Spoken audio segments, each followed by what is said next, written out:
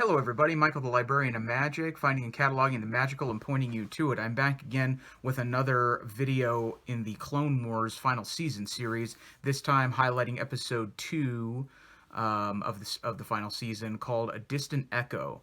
Before I jump straight into talking about the episode in detail, I do want to remind everybody watching that this will contain heavy spoilers throughout. My videos always do. And so, if that's something that you are interested in not being spoiled, I would advise you that after this, it's going to start getting spoilery. So, with that out of the way, I'm going to jump straight into the most recent episode of the final season of the Clone Wars, A Distant Echo. So, picking up from where the last one left off, the Republic group is still on Anaxes, and they're trying to figure out what to do, when to send a potential rescue mission to Skako Minor to investigate what's going on with Echo. They found out in the last episode that he may still be alive. So they're waiting for permission. Captain Rex, Sergeant Hunter from the Clone Force 99, and Anakin Skywalker are awaiting their permission to go to Skako Minor to go on their rescue mission. While they're milling about and talking about things, Sergeant Hunter says that he and the rest of his clone force are skeptical about this entire mission. They're not even sure if this guy's alive or what the purpose in even going on this mission would be. So he sort of admits that they aren't really fully on board, but they'll, go wherever they're commanded to go. Rex, eager to confirm his suspicions that Echo's alive, wants to really get going, get the permission and leave right away. Anakin, sort of aside to Rex, says, "No, I want to do that thing before we leave, and we don't know what that is." And Rex sort of angrily acquiesces. So Anakin and Rex head over to the barracks, and Rex sort of waits guard outside and gives Anakin his helmet, and Anakin goes inside and uses the helmet to contact Padme so he can have sort of a private moment with Padme, his wife. And they have a conversation about missing each other and that sort of thing. Padme senses that something isn't, that Anakin isn't quite telling her everything, and he admits that he is worried on this mission that Captain Rex, is letting his personal feelings get in the way of his decision making when it comes to this rescue mission. Padme sort of gently points out that letting your emotions get in the way is sort of a really rich concern coming from Anakin, the master of letting his emotions guide him. But she does remind him that he is that way, and she also encourages him to trust Rex's instincts the way that Rex would trust Anakin's instincts if the roles were reversed. And, he admits that that's wise, and they have a tender moment where they, try to hold hands with each other, I guess, through the hologram technology. And while all that's going on, Obi-Wan is coming along while Anakin is meeting with his wife in secret, and he's coming up to the barracks and starts questioning Rex, like, "Where's Anakin? I need to talk to him about this mission," and stuff. And Rex tries to come up with a lie on the fly and says that Anakin's inside the barracks, but he's investigating my equipment and making sure it's all on the up and up or whatever. And Obi-Wan is kind of doubtful about that, and then Anakin comes out and gives Rex the helmet and says, "Yeah, I checked it out, everything's cool with it." And they sort of play it off like, he was just checking the helmet all along. But then as Anakin is walking off with Rex, Obi-Wan just, tells him that he hopes that Anakin at least said hi to Padme for him. So Obi-Wan knew what was going on. Rex wasn't being very clever, and he could sense what Anakin was doing, so Anakin wasn't really being very clever either. When he sort of drops that line on Anakin, Anakin has sort of like a sort of angry look on his face, I guess you could say. He's sort of annoyed that Anakin was doing that, but he sort of cuts Anakin off, Anakin cuts Obi-Wan off and says, "Yep, we're going to Skako, we're going on the mission now," and so they are getting ready to go. Obi-Wan was coming to tell him they had permission to leave anyway, and Anakin is just ready to leave because of the awkwardness of their interchange. So Anakin, Rex, and Clone Force 99 head off to Skako. They get there, and there's like a storm in the atmosphere, and it's kind of a crazy, adventurous landing. But Tech, the tech savvy guy, is able to land them safely on the planet. And he informs everybody when they land that they've landed in a remote area of Skako Minor, where a primitive race of people called the Poltecs live.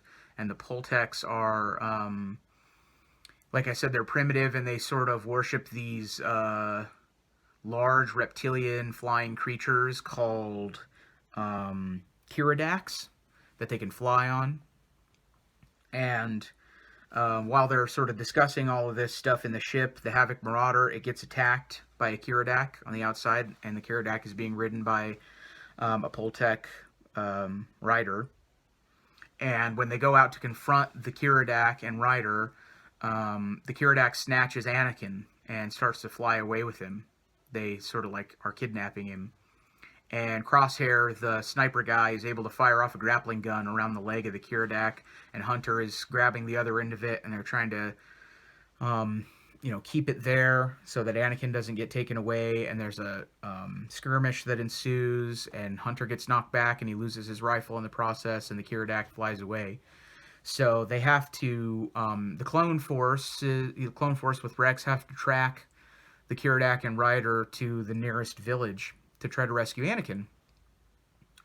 And when they get there, the 99, not Clone Force 99, the Bad Batch, moves in around the village to surround it and sort of ambush it to get Anakin back. And they start shooting and assaulting the village in this sort of ambush. And the chief of the Poltecs is like instantly super impressed by the amount of firepower they have and by the amount of skill that they have, and calls a ceasefire because he doesn't want war in his village or on his planet. He doesn't want to bring his people harm. So he calls off the fighting pretty much right away. And he also admits that they kidnapped Anakin in the first place because they were worried that the Jedi had brought and the clones brought war to their planet, and they want to remain peaceful. And then there's a cool sequence where Tech is able to use this like translating thing in his mask to translate the Poltecan language into Basic for everybody to understand. And it's like, as a language nerd person, I thought that sequence was really cool to like see Tech be able to use some of his abilities to translate language.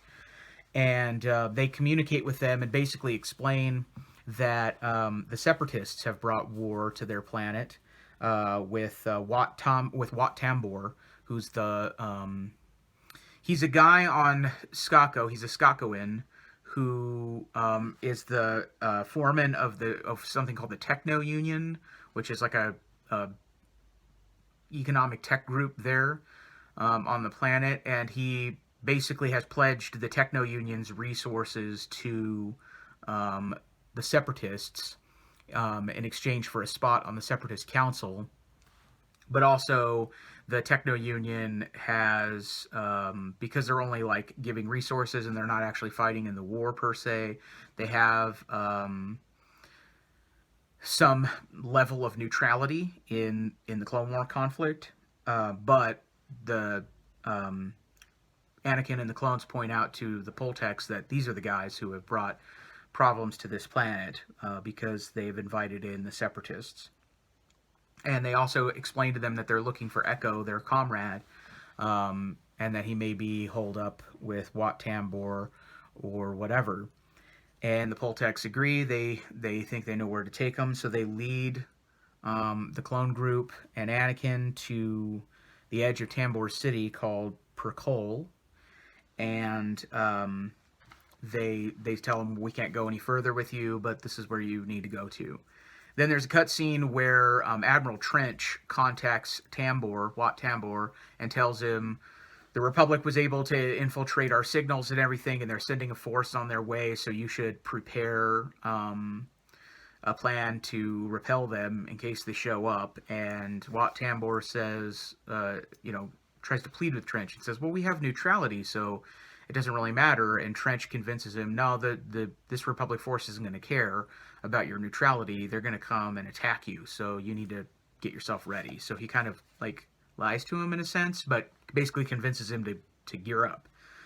And then we cut back to the Clone Force and Anakin, and they can't pick up Echo's signal. They were tracking it, and then they can't anymore. They can't find it.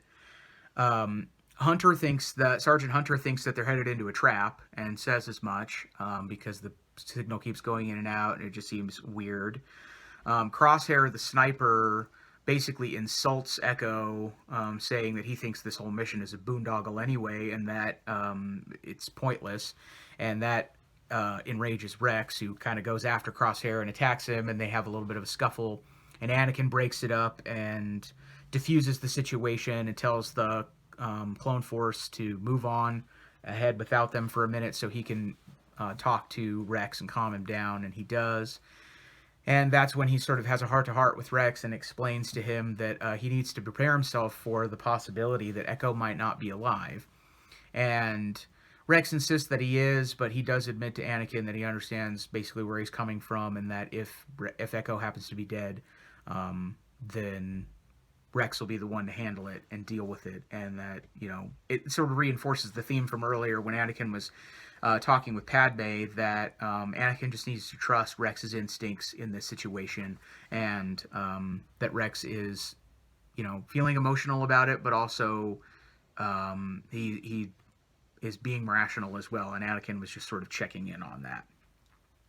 So Anakin and Rex catch up with the rest of Clone Force 99, and they pick up the signal again, and they trace Echo's signal to this tower. And they go inside, and they're going up this lift. And while they're going up this lift, there's this really great sequence where, this is probably my favorite sequence of the episode, where Anakin reminds everybody in the elevator that they're on a stealth mission, and that they should use extreme prejudice whenever they get off this lift and try to examine the place. And as soon as the doors open, there are these D-class battle droids that are all there. I think they're D-class. I need to look that one up. But maybe I'll put a comment on the side here as soon as I figure that out. And anyway, there's these droids, and the Clone Force 99 pretty much go straight to work, but particularly Wrecker, the heavy. They go straight to work, just like blasting these guys and demolishing them, and they don't have any stealth whatsoever. To which Anakin is like, well, so much for stealth. They just go in guns blazing and take all of these droids out. It's kind of funny. They lose Tech signal again. They can't, Tech loses Echo signal again. They can't, it keeps coming in and out. They can't pick it up. At which point Tech theorizes that Echo signal must only be available during transmissions and not at any other time, so they can only pick it up while it's transmitting. After that, Wat Tambor appears out of this door, and he demonstrates that he has set up a trap waiting for these Clone Force 99 and Anakin and Rex to show up. And basically by attacking them and setting up this trap, he is violating Techno Union's neutrality agreement. And Rex yells at him and says, you violated your agreement when you kidnapped a Republic soldier and brought him here for whatever purpose. And there's a skirmish again. They sort of fight with Tambor and his people. I like the character design for Wat Tambor. It's kind of got like these goggles and this thing that that goes up over his face, and it looks sort of like techno-y, I guess, in a way, or like steampunkish kind of, but it's just kind of a cool character design. And then there's this skirmish, and they sort of are able to fight through and dispatch those guys. And Tambor, I think, gets away in this conflict, but they are able to find Echo, basically. They go into this room after they kind of clear out the Separatist droids, and they find that Echo is hooked up to this like stasis chamber, and he's got all these tubes coming out of him, and some of his limbs have been replaced with artificial limbs, and he looks like kind of like bluish and discolored and strange. And yeah, they just sort of have him hooked up to this machine, and Rex theorizes at that point that they have had, for long periods of time, they have kept Echo unconscious because he kind of comes to, he doesn't realize where he is, and he recognizes Rex, but he doesn't understand what's going on at first. And that's when Rex kind of theorizes that they've had him unconscious for long periods of time, and they're basically mining his mind for information, and that's how the Separatists have been gaining their tactical advantage. They've basically been using Echo's brain to learn things about Republic tactics. So that's kind of what Rex theorizes, and I'm sure we'll learn more about that. And then in the coming episodes, there's still 2 more episodes in this arc, I think. But that's basically the end of the episode. Rex starts unhooking Echo from all the stuff, and they get ready to, take him out of there and rescue him. But that's where the episode ends. So I'm sure it'll pick up in the next one with them leaving Skako Minor. Maybe there will be some other hiccups before they can leave. I'm not sure.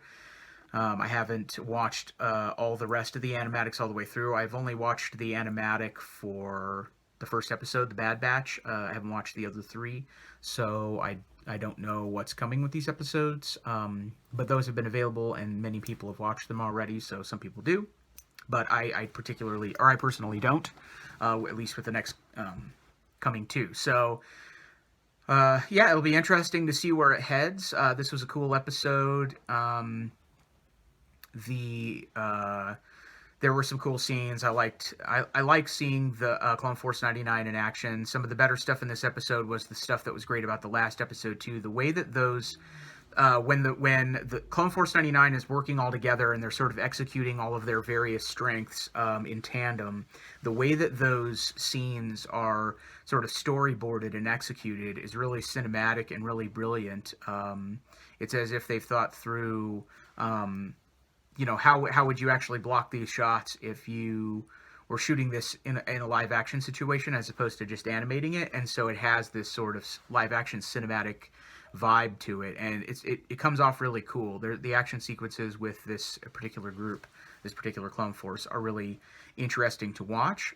And so, yeah, it'll be interesting to see what the Separatists have been up to with Echo and where this goes from here. The scene with Anakin and Obi-Wan was very interesting and revealing. It makes me wonder if towards the, there are plenty of theories and hopes that this season will, the final season of the Clone Wars will take us all the way up to the time where Episode 3, Revenge of the Sith, begins, in which case they may start planting some seeds throughout this season of Anakin and Obi-Wan's relationship beginning to sour just a little bit, because that's kind of what happens in Episode 3 towards the beginning. It really fully sours, obviously, towards the end, if you've seen that movie. But it's sort of a gradual process, the breaking down of their relationship. And Obi-Wan is kind of gone doing a lot of things in Episode 3. They don't have a ton of contact until the end of that film. So it'll be interesting to see if they have some conflict with each other throughout the rest of this season. That's one thing that I'll be looking for that was very revealing in that scene with Padme and Anakin and everything like that. I also think that they were hinting at, without explicitly saying, that Padme is pregnant here, that I think we've already gotten to the point where she might be pregnant with the twins, Luke and Leia, because she's wearing sort of a similar outfit to the sort of like whatever passes for her maternity clothing in Episode 3. She's wearing something similar in this episode, so that may be a nod to the fact that she's very early on in her pregnancy. I'm not sure. They're not really explicit with that. I think there's been some theories that that's what's going on here, or maybe there's some inside information that people know from the further 2 episodes of this arc. I'm not sure, but just based on what was revealed in this episode, I think that's entirely possible. So that was it. That was a really interesting scene as well, just to see Anakin interact with Padme at this point in the story in galactic history, and also with Obi-Wan. So I'll be interested to see where that goes from here. Those are some of the, that's basically what happened in the episode and some of my personal highlights, the things that I enjoyed from it. And yeah, it'll be great to see what happens in next week's episode, which should be premiering on Friday, which will be March the 6th. March the 6th. Had to look at my calendar. So stay tuned. Probably in one of the days following that, I've usually been getting around to being able to do these the following Tuesday. So if I can't get to it earlier, at least Tuesday of the following week, look for that video if you're interested in the Clone Wars series and seeing more of these. Thanks as always for watching. Let me know down below what you thought of the episode. If you have any thoughts of your own or comments about the story arc, I'd love to hear them. Thanks for watching, commenting, and subscribing and all of that good stuff, and giving me a thumbs up and everything like that. And yeah, until next week, I hope you have a really excellent week. I hope this was informative and entertaining, and I hope that things are well and magical for you, and I'll see you in the next one. Bye-bye.